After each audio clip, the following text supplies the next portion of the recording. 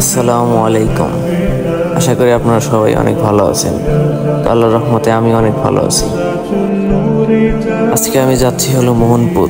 তো মোহনপুর যাওয়ার একটাই উদ্দেশ্য, আমি এবং আমার পরিবারের সকলে মিলে আজকে নৌকা ভ্রমণ করব। তো এই নৌকা ভ্রমণে যাওয়ার জন্য আমরা এখন অটোতে করে মোহনপুরের দিকে রওনা দিয়েছি। তো ছোট একটা সিনেমাটিক শুটের পরে আমরা চলে যাব মূল ব্লগে।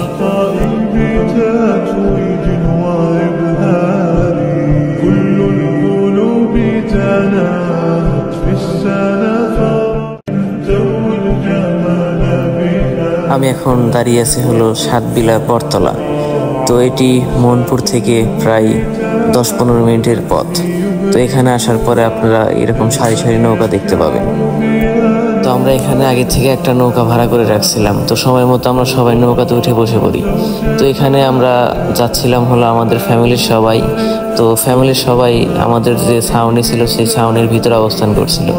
তো আমরা সাধারণত ছাউনির উপরেই বসেছিলাম আর কি। নৌকার ছাউনিতে আমি, লিমন ও আমার এক ছোট খালাতো ভাই ছিল।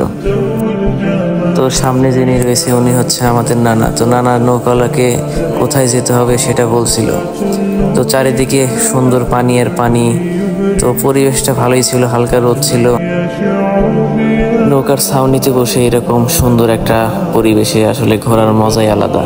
চারিদিকে সুন্দর ঢেউ, বাতাস আর হালকা রোদ, এটা পরিবেশটাকে আরো সুন্দর করে তুলছিল। এটি হচ্ছে সাগর। তো সাগর, লিমন আর আমি নৌকার ছাউনিতে অবস্থান করছিলাম।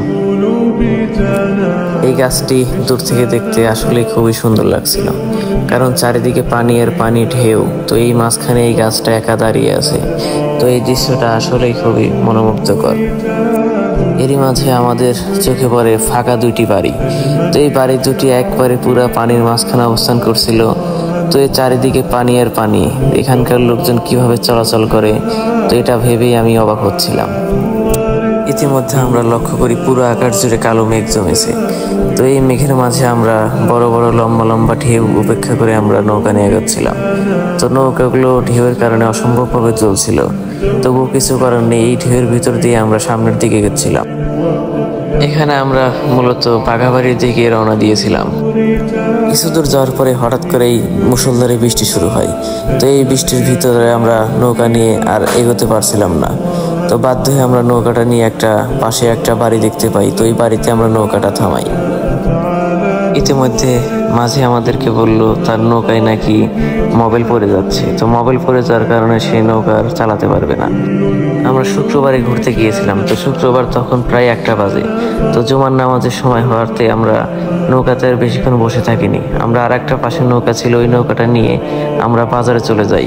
তো পাশে একটা বাজার ছিল, সেখানে মসজিদে নামাজ আদায় করে আমরা আর একটা নৌকা ভাড়া করে চলে আসি। তো নৌকার মাঝে আমি, নানা আর মামা বসেছিলাম। নৌকা নিয়ে আমরা আগে যে নৌকায় সবাই অবস্থান করছিল সেখানে আমরা উপস্থিত হই। এরই মাঝে সময় প্রায় 2টা পার হয়ে যায়। তো আমাদের সবার ক্ষুধা লাগে। ক্ষুধা লাগার কারণে আমরা সুন্দর করে খাওয়া দাওয়াটা শুরু করে দিই। আমরা একটা বড় বগি প্লেট নেই। তো সেই প্লেটে আমরা 3জন খাওয়া দাওয়া শুরু করি।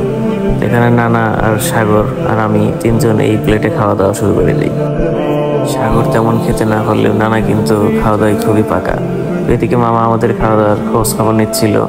তো এদিকে নানা আর আমি আর সাগর মনোযোগ দিয়ে খাওয়া শুরু করছিলাম। খাবার খুবই সুস্বাদু ছিল। চারিদিকে পানি আর পানি, খুবই সুন্দর ভিউ ছিল, মাশাআল্লাহ। এদিকে আমি নৌকার সামনে বসে প্রাকৃতিক সৌন্দর্য উপভোগ করছিলাম। আল্লাহ সুবহানাহু ওয়া তাআলার যে এত সুন্দর সৃষ্টি, এত সুন্দর একটা দৃশ্য আমরা এখানে উপভোগ করবো, এটা আগে কল্পনা করতে পারিনি।